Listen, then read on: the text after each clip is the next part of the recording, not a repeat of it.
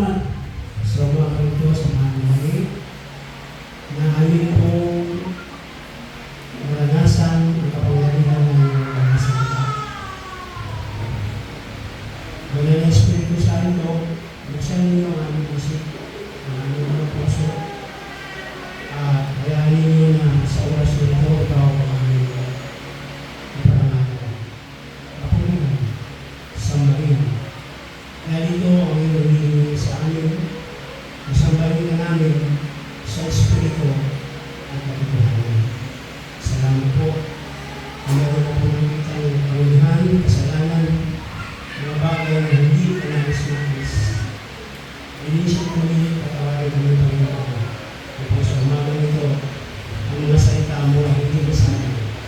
Ang nagamit namin ito sa loob ng isang linggo sa aming po araw-araw. Salamat po, Ama. Ito ang pinilangin sa Panginoon ng Jesus. Amen. Kaya sige po po tayo.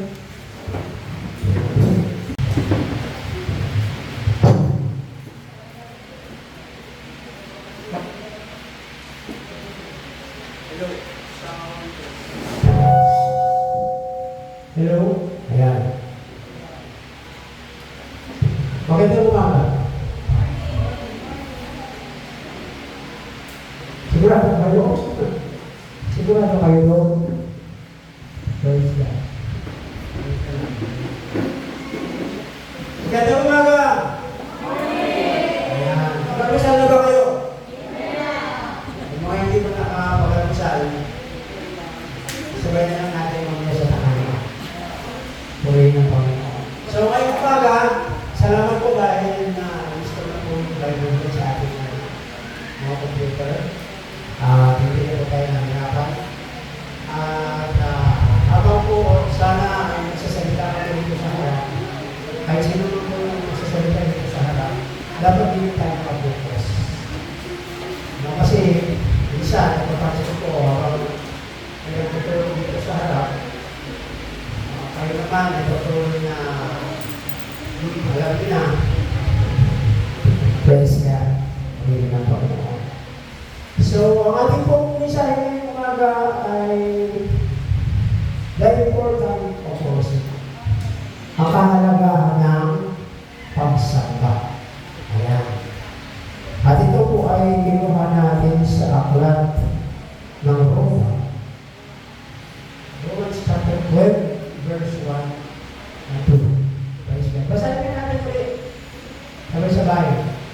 Kaya nga, mga kapatid, isinasabi ko sa inyo, alang-alang sa kasalanan habang ng Diyos sa inyo, ialay ninyo ang katawan sa isang manok banal, nakasiya-siya sa Diyos, na siya inyong makatuwirang paglilingkod. Verse 2. Huwag kayong tularan ang sarili na ito. Kung hindi, magbago na kayo sa pamamagitan ng pagbabago ng inyong pag-iisip upang mapatunayan ninyo alin ang mabuti kasi siya lubos na kalooban ng Diyos. The importance of worship. Ayan. Buti ba rin po sa kung lagi ng pupuli yan, ha? Praise God. Napakalaga po mga kapatid na ating pong maunawaan. Maunawaan natin ng malalim na pagkakaunawa ang ibig sabihin ng pagsamba. Praise God. Noon pa man ang Diyos, yun yung kanyang purpose kung bakit nilikha niya si Adan at Eva. Para merong nagpupuri at sumamba sa Kanya. But sa panahon natin ngayon, parang ang salitang samba o pagsamba, parang hindi natin lubos na binibigyan ng paunahin sa buhay natin. Praise God. Pupunta tayo sa Old Testament. Kung pa man, itinulong na yan. Itinulong na ni Adan at Eva sa kanilang mga anak how to become a good worshiper. magiging magaling na mananambak sa ating Panginoon. Kasi minsan, ang church parang ginagawa natin ligawan. Parang ginagawa natin ngayon kung hindi tayo kasi nakinig. Pero pagdating ng araw, magkakaroon tayo ng kakakon. Yung mga absent ngayon, huwag natin papasukin. Hayaan natin sila dyan sa ilitan. Praise God. So dapat po unawaan natin ito. Yung una pong nagturo kung paano magiging mabuting worshiper sa ating Panginoon, walang iba kung si Adan at si Eva. Kasi yun ang gusto ng Diyos. At yung maglalakad ng Panginoon, nakikita niya lalo sila at saka sa iba na makawali ang kanilang kamay, nagbubulo, nagpapasalamat. Yun ang layunin ng pagkita ng Diyos sa ating mga unang magulang. At ang layunin niya ay hindi nagbabago. Amen? Sa panahon natin ngayon, nakikita natin, sabi nila, moderno na tayo ngayon. Modern tayo eh. Lahat ay moderno na. Ang panahon ko, ang aking ulo, kapag bago mo kahigit ko isang basa ng papel, puro na ako, okay. Pero ngayon, iba na. Lahat instant. Pero meron po isang bagay na dapat po natin pahalagahan. Ito po yung pagsamba natin sa Diyos. Praise God. Doon po sa chapter 5, ang aklat ng Genesis, doon po nagsimula yun. Worship po pangalawa. Una kasi siya, at saka si Eva, pagkatapos sinabi nila ito sa kanilang dalawang anak. Ito sabi niya, Genesis chapter 5, verse 1.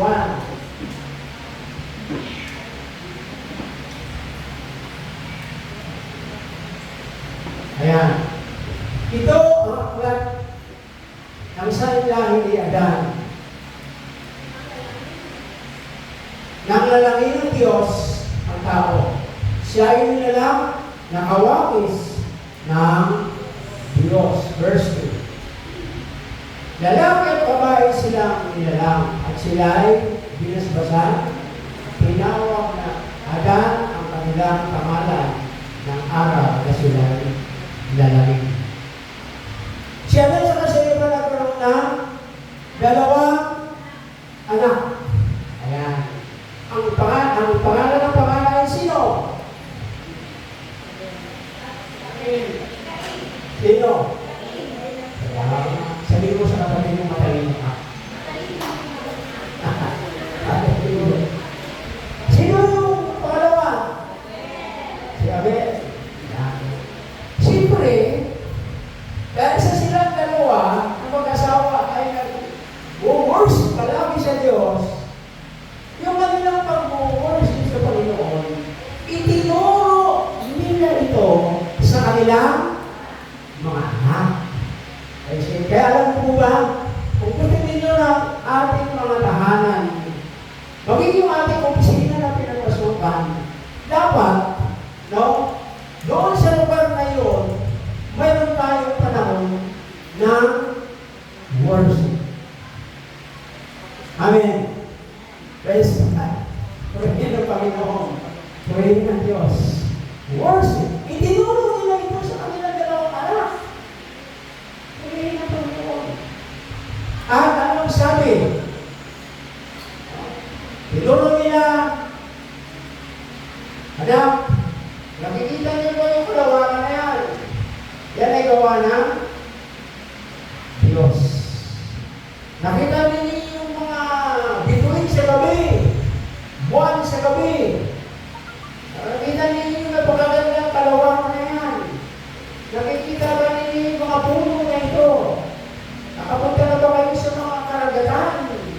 Nakapunta na ba kayo sa mga kabundukan? Lahat ng yan ay nilikha ng Diyos. Kaya dapat ang Diyos, palagi natin siyang bigyan ng pagpupuri at pagsamba.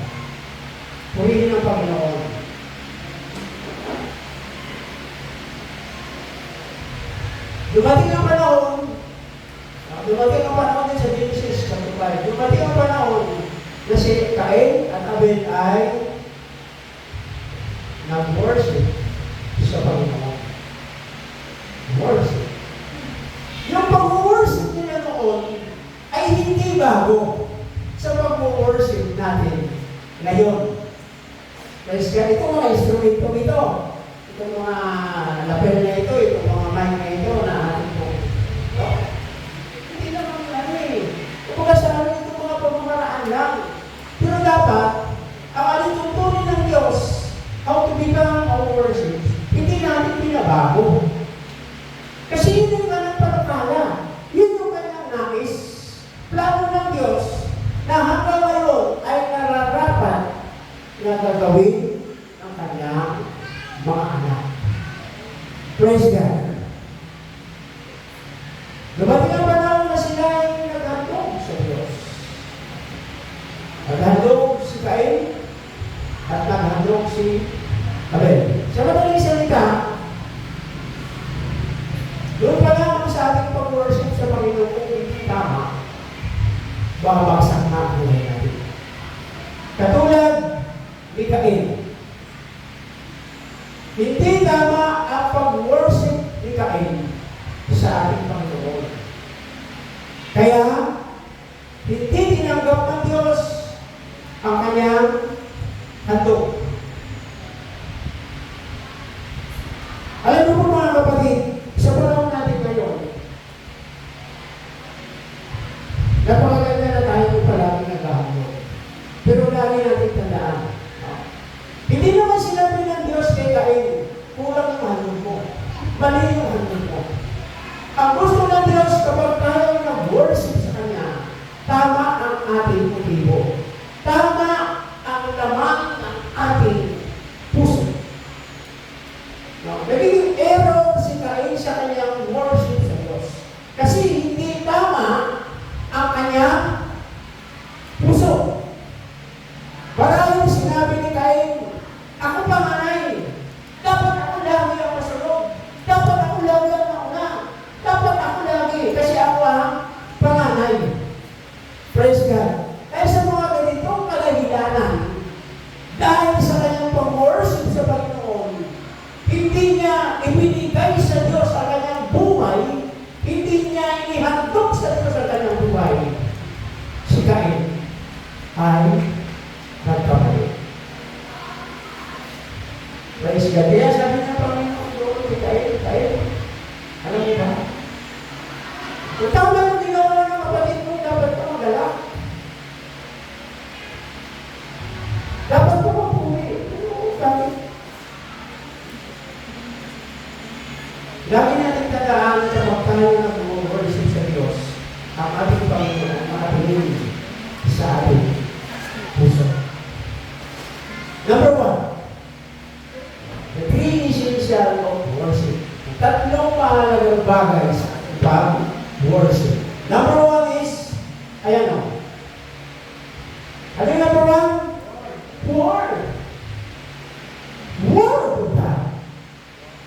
Dapat pupunta tayo sa church, sasamba tayo sa Panginoon, mag-worship tayo sa Diyos, na kung ano ang sinasabi ng kanyang salita. Alam niyo po ba mga kapatid, kapag tayo magkamali sa ating pag-worship, mali ang ating buhay. Ginamit na salita na rin yung salitang error. Error. Ano ba ibig sabihin ng error? Kapag ikaw ay isang piloto, delikado yan. Kung titignan natin, parang napakasimpleng salita lang. Pero kapag ikaw ay isang piloto, at mayroon kang 300 na pasahero dyan sa aeroplano na kung saan ikaw ay nagmamaneho, kapag ikaw ay magkaroon ng error, amen, mapapahamak ang iyong mga kasama. Parang ganun ang nangyayari sa panahon natin ngayon. Pupunta tayo sa church. Papasok tayo sa church. Natutuwa ang Panginoon na lagi niya tayong nakikita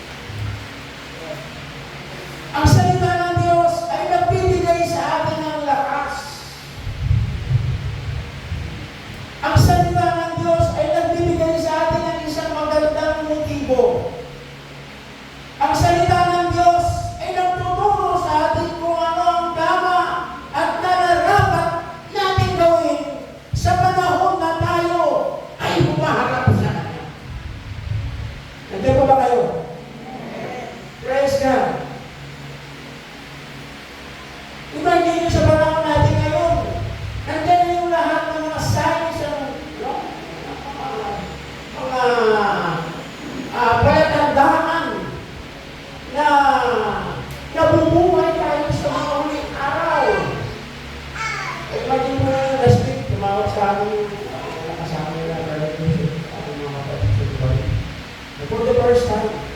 Ang Dubai, binaha. Desierto, buwan. Yun ang sabi ng Panginoon. Yung mga bagay na hindi ka panipaniwala, ay gagawin ko. Para lang paniwala kayo. Purihin ng Panginoon. Word of God. Salita ng Diyos. Ganun po mga kapatid, the Bible history, no? Sa kasaysayan ng Biblia, si Cain, siya yung unang tao na tinawag na martyr. Siya yung unang tao na pumatay dahil lamang sa kanyang error, pagkakamali sa ating pagsamba sa Diyos. Siya yung unang tao sa kasaysayan ng Biblia. Pinatay niya ang kanyang kapatid na si Cain. Dahil hindi niya alam kung ano talaga ang totoong pagsamba. Praise God. Tinuruan siya, binubog siya, pinalaki sa salita ng Diyos, sa pagsamba sa ating Panginoon. Subalit ang puso ni Cain ay masama. At ang puso ni Cain ay walang pagsunod sa ating Panginoon. Dahil lamang sa kanyang maling pagsamba. Praise God. Hindi naman sinabi ng Panginoon kay Cain, mali yung ginawa ko kasi binigay ko sa akin yung nandun sa bahay ng po. Hindi sinabi ng Panginoon. Sa panahon natin ngayon, hindi tinitignan ng Panginoon ang mga material na bagay. Sa ating pagpuri, pag-worship sa Panginoon, ang tinitignan ng Diyos sa buhay ko, sa buhay ninyo, sa buhay natin lahat bilang mga anak niya, ang ating Diyos. Kaya ang sabi niya sa Romans chapter 1, kaya nga,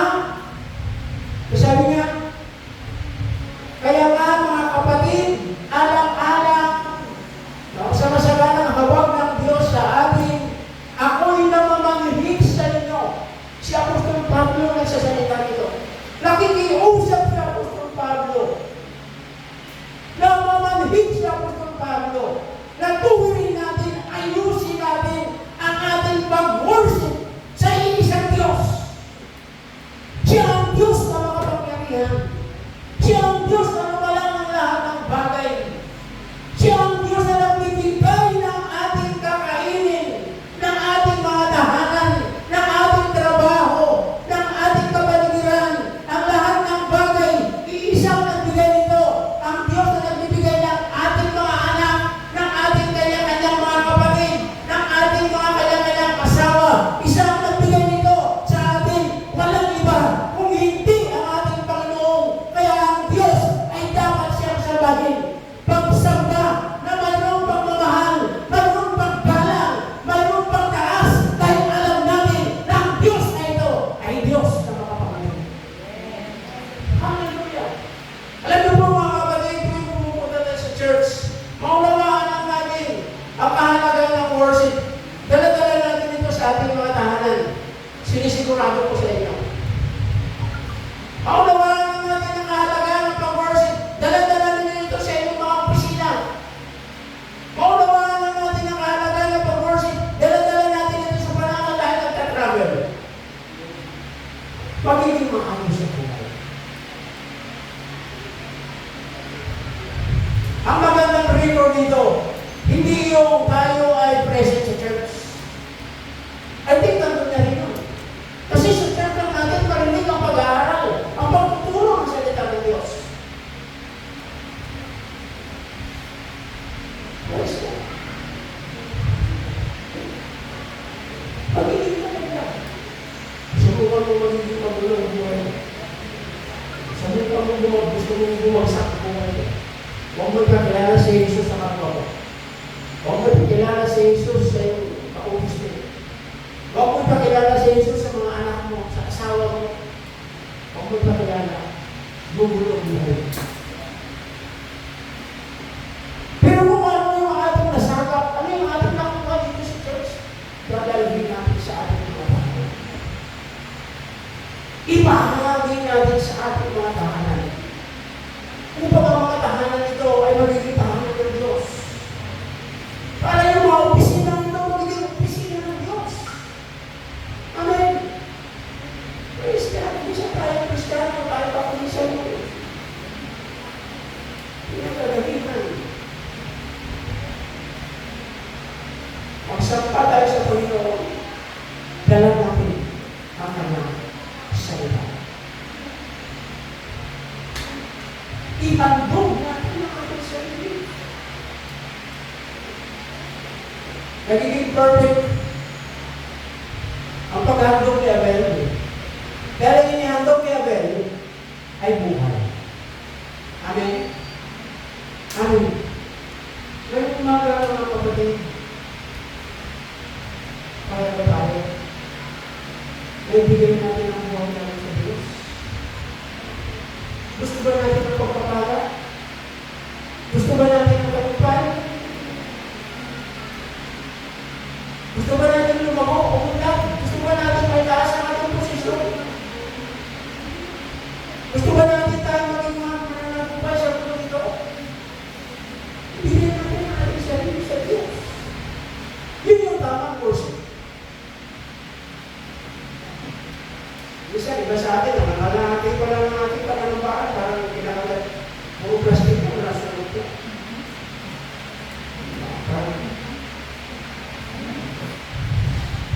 Paano? Ako, sari na si Pato. Siya naman, si Pato ng cellphone.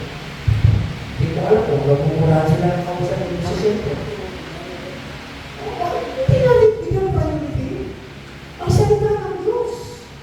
Ang Panginoon. I-insert natin ang Diyos sa buhay natin.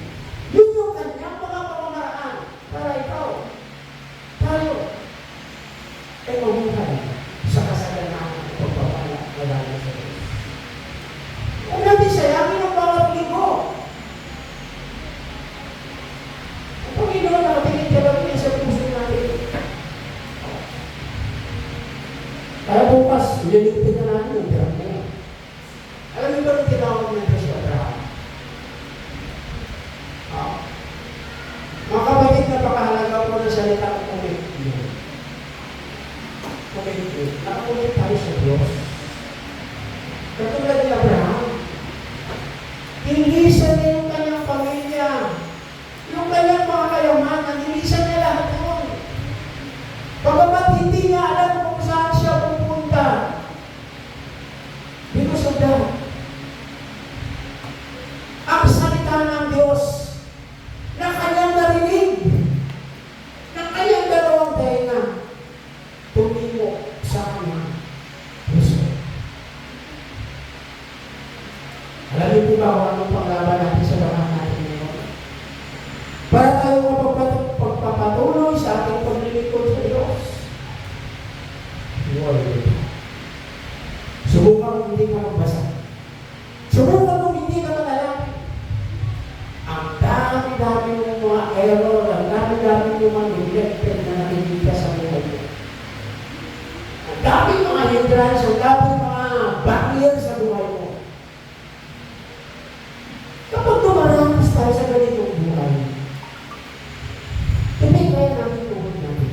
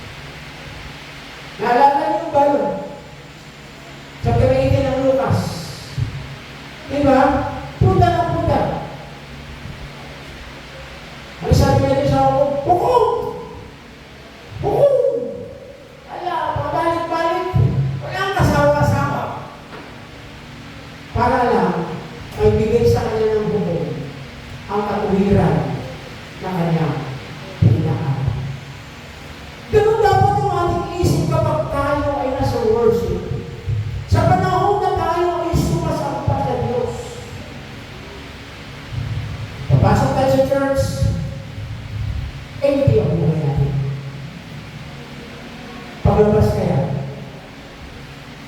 Paglabas kaya natin? For that? Or napakahalaga ng salita ng Diyos. Ang salita ng Diyos ay mapaglikha. Ang salita ng Diyos, inaakay tayo nito patungo sa isang matuwid at baka Diyos na buhay. Una pa lang po yan. Number one, word means word of God. Number two, ayan.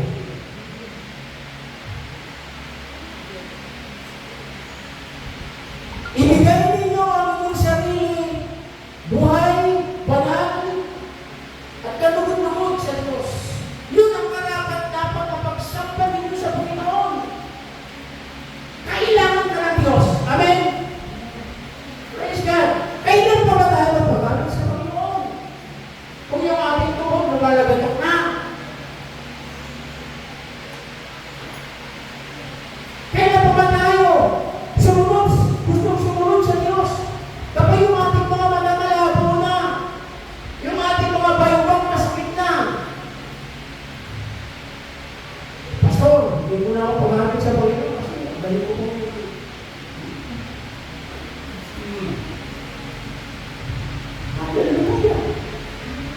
Ano sabi ni Harry Stone? Alalahanin mo ang Diyos sa panahon ng iyong kabataan. Darating ang araw na bang hihina ang tuhod mo, lalabo ang mata mo, wala ka nang mapapakinggan.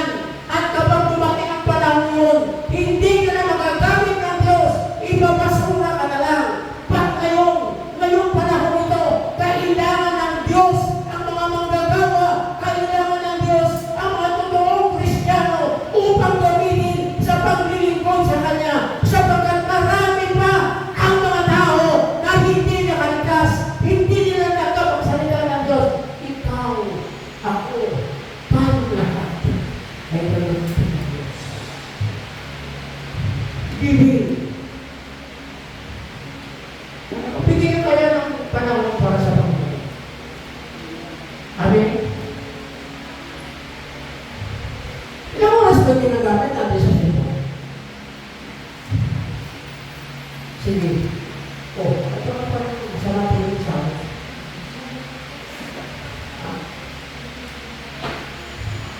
Ilang oras ba yung ginagawa natin sa mga cellphone naman?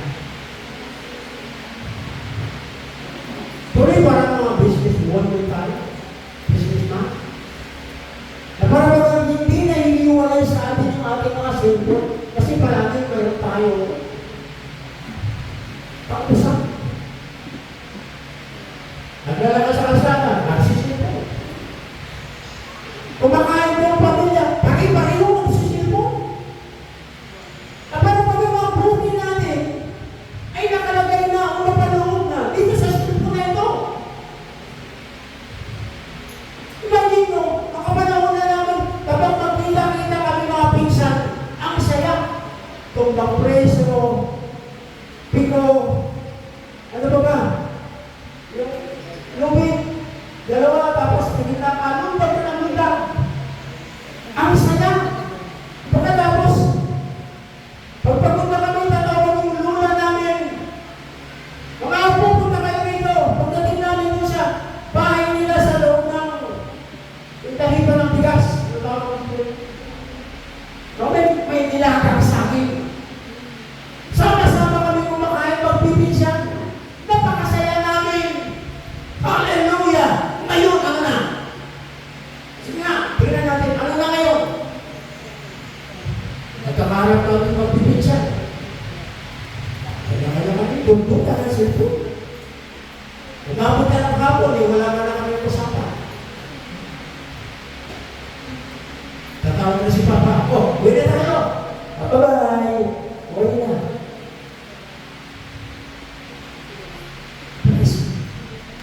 Kasi, isang modern camera na lang tayo. Modern ng camera na tayo. Praise God. Sabi ng Galatia, mga kapatid, huwag ninyong linlangin ang inyong sarili. Ang Diyos ay hindi nalilinlang. Kung ano ang tinatanim ng tao, siya din naman ang kanyang. Posible naman yata magtanim ng saging. Pagkatapos yung saging ng bayabas.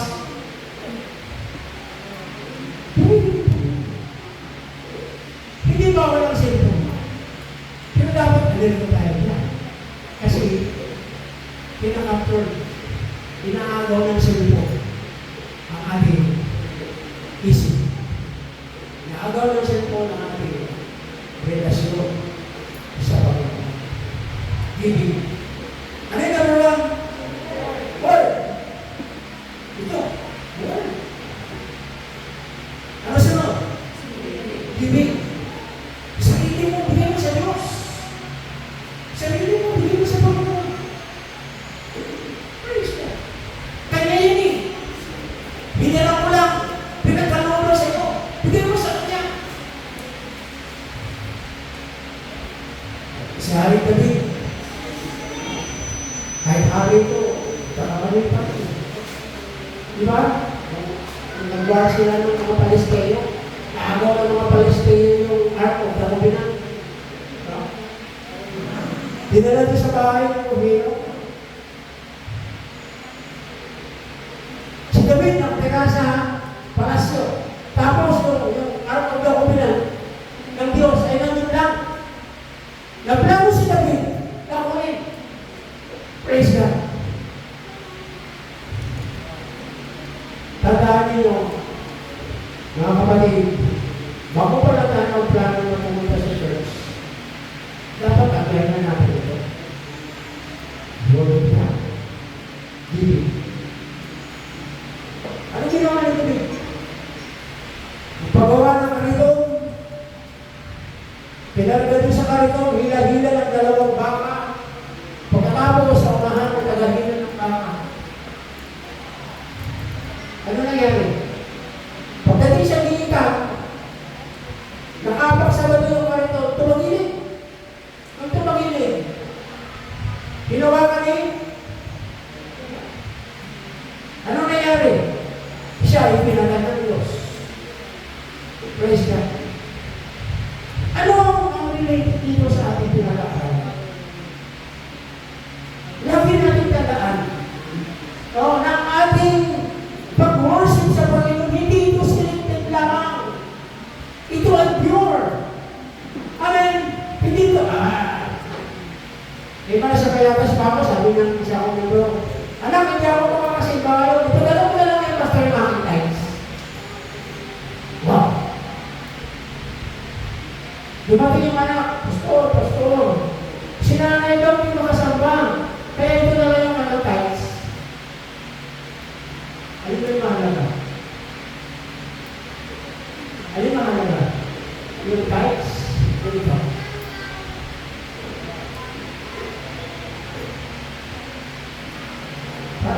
Ginagaya natin ang mundo ngayon, tinala natin sa lagay.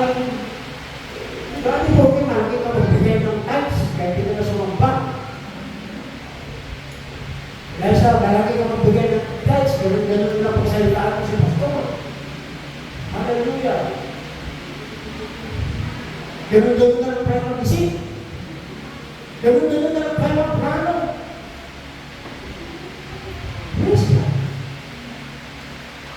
Bukit na, malakas tayo magbigay ng times, yung ating mga responsibilidad na siya, usip na yan, pabayaan na natin. Praise the Lord. Giving. Kailangan ka ng Diyos, kapatid. Kailangan ka ng Panginoon. Alam mo ba sila nga ng community Christian Church? Hindi na mahigpit. Amen. Hindi mahigpit ang sila nga ng community Christian Church. Pero ikaw ito at sasabihin ko sa iyo. Ang sila nga ng community Christian Church, nagtuturo ng puro salita.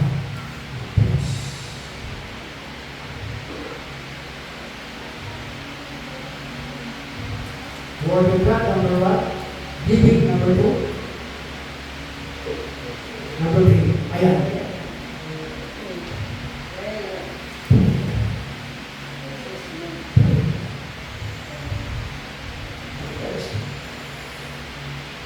Dapat pala, sa bagungan pa lang ng gabi, puno-puno na tayo ng pananawa. Minsan po tayo sa church. Kaya, hindi na natin maramdaman ang kapangyarihan ng Diyos dahil ang puso natin sobrang bigat. Na ang lahat ng mga membro sa church, tingin mo parang kaawal mo lahat. Amen? No, hindi gano'n ang Diyos. Pagpus lahat ng bigatin natin, sabi ng 11:28 ng Mateo, mga 29. Sino man sa inyo na bibigatan at kapagalan ko ba? Lumapit sa akin. Mag-aral, pasanin ang aking pamatok sapagkat akong maamo at makakasumpong kayo ng kapahingahan sa inyong mga kaibigan. Praise God. Kung may mga pangit tayong nararanasan sa loob ng isang linggo, sa bago pa lang dapat, niluluhod na natin ito sa Diyos. Amin po ba? Praise God. Huwag kang pumasok sa church na may panginiwasan ng bumbay. May bumbay pa ba kayo ng iba na yata? Pray na. Sa bahay parang punong-puno ang tayo ng pananalangin. Lahat ng membro ng ating mga pamilya bago tayo sumakay ng pumunta sa church, lumuhod kaya muna tayo. Lord, tanggapin ninyo ang aming pagsambangan ng linggo. Panginoon, totoo nga po na hindi kami nagiging matuwid sa inyong harapan. Totoo nga po, Panginoon, na wala kami magagawa sa ganang amin. Kundi bagkos, Panginoon, narito kami, nandito kami, dahil mayroon kang mga mabubuting bagay at pagtatagumpay na ginawa namin o ginawa mo sa loob ng linggong ito. Lalo po, napakasarap, lalo ko ba sa sarili niya, puno po ng Holy Spirit ang ating puso. Amen. Maganda ng iyong nakikita niya sa labas na kahit halos lumiliyar na yung ating kapaligiran, bili ko, relax lang.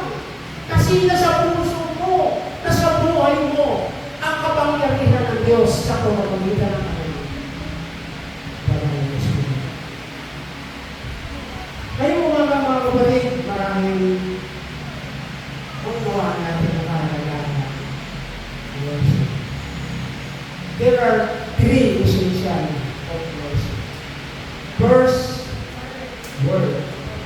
Second, reading. Third, rest. Gawin natin ito.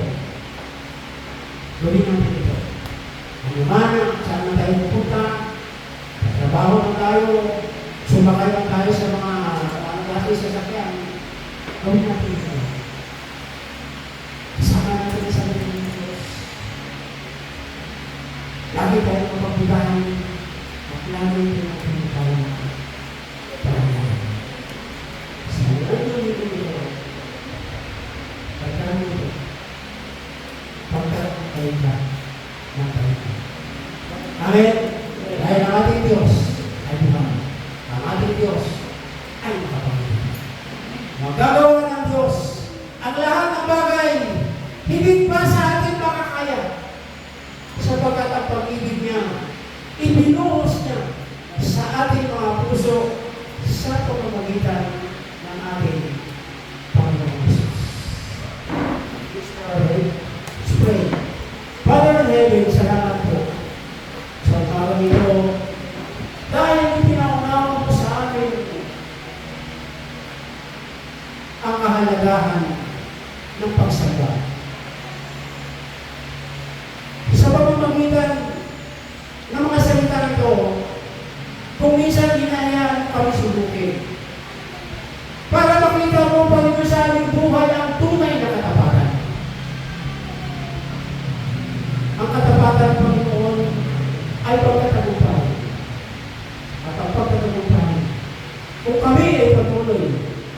maging tapat sa ating Panginoon sa inyo. Salamat po. Dahil ang mga salitang ito, ang siyang bumabay, umakay sa aming Panginoon, patungo sa isang makadiyos na pamamaraan, patungo sa isang makadiyos na buhay, upang maranasan natin, Panginoon, ang iyong pagpapala. Tulungan mo kami na ilayo namin ang aming pansin sa mga bagay na walang kabuluhan. Hindi namin uupihin ang salimutan, kundi bagos, Panginoon. Lagi namin isipin, lagi namin itanim sa puso na bawal sa amin ang iyong mga salita. Salamat po, Ama. Bless the Lord sa congregation nito. I-bless mo, Panginoon, ang kanilang mga tahanan. Ang kanilang mga loved ones, Panginoon, never, Panginoon, i-bless mo. Yung kanilang mga opisina, Panginoon, ang kapanin na kanilang pinapasokan, i-bless mo, Panginoon. Na kung paano mo kami dinala, ligtas, at nakatanggap ng pagpapala, ihatid mo kami sa aming mga tahanan. Nakasama mo yung pagpapala. Tulungan mo, Panginoon, ng aming mga anak na nag-aaral. Huwag mo pong i-publish sa kanila sa pamamagitan namin ang iyong mga salita upang ito, Panginoon, na humubog sa kanilang buhay at lumaki sila na magiging successful. Lumaki sila na may takot sa iyo. Lumaki sila, Panginoon, sa iyong mga palatumpunan at layunin sa buhay. Salamat po, Ama. Pinuno mo ang aming mga puso ngayong umaga ng iyong kabanalan, ng iyong Holy Spirit, ng iyong mga salita. At ang aming pong naaralan ngayong umaga, O God, ay magiging liwanag ito sa aming buhay upang kami mga pagpapatuloy, O God, sa aming pag-ibig sa iyo. Salamat po, Ama. Purihin ka. Ito ang aming dalangin sa pangalan ni Jesus, aming Panginoon. Lahat ng anak ng Diyos, sa aming mga kapatid.